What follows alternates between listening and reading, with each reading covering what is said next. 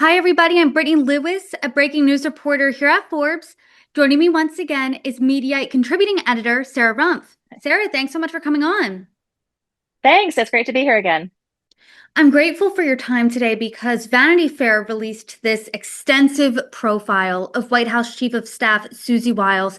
She sat with the reporter apparently for 11 interviews over the course of a year, and she gave her unvarnished take on a slew of different people and policies, not limited to Vice President J.D. Vance, the gutting of USAID, Trump's tariffs, the Epstein files, other colleagues. And there's a lot to discuss, but to start off the conversation, what are some of your takeaways from this profile? Well, it's really one of those interesting moments where the most offensive thing that you can do to President Donald Trump is to say facts. They are furious about her being quoted on the record accurately. And, you know, Jim Garrity actually had a really good column at National Review this morning, pointing out that none of the things that she said were actually shocking. It was unusual they were coming from her, unusual they were coming from a current White House chief of staff, but they weren't in and of themselves the specific words that shocking or even new information. Like the idea that the USAID cuts were controversial, that's not news. Elon Musk has spoken about his ketamine prescription. These not a single word she said was anything that was brand new information.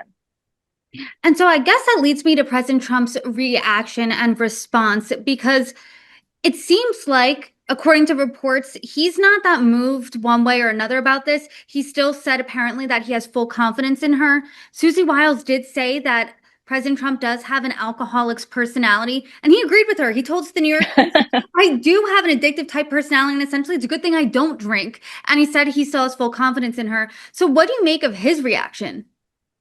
Well, I will say, I've been a critic of the president's on numerous occasions. The fact that he has abstained from alcohol, seeing the damage that it caused within his own family, that is something very commendable, very laudable about him.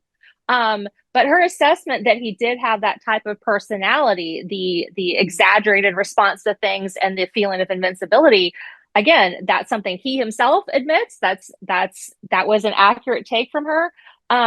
The interesting thing about this, and numerous people have pointed this out, for the most part, Susie Wiles has not really been an active person in the spotlight. She shies away from it.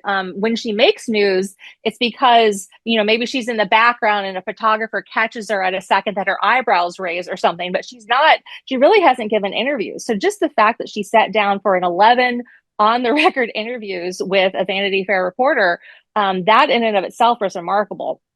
The fact that she is saying such unvarnished critical things about her colleagues is, of course, also very remarkable. But it kind of fits a theme that we've seen with several other former Trump administration officials and Trump campaign advisors, that they get to a point where they see that they're not always going to be there, and they're worried about defending their legacy. Chiefs of staff, that's a very stressful job. They're not going to stay there forever. Most of them don't stay for the full 4 years of a presidency because it's such a 24-hour, exhausting, insane job. And if when you read between the lines, you can kind of see Susie Wiles trying to define her legacy and paint herself as somebody who was the prudent one, somebody who objected to the sweeping pardons of the January 6th rioters, specifically the people who had been convicted of violent offenses and assaulting law enforcement officers. Her regrets over the USAID cuts and thinking that that wasn't a prudent way to do it. Her concerns about Elon Musk coming in with a sledgehammer and blowtorch to the federal government. And what exactly are you trying to do here? Are you is Susie Wiles trying to actually get the president's policy to change? Is she actually trying to convince her colleagues to take a different path? Or is she just trying to do some reputation repair as she thinks about a way out the door?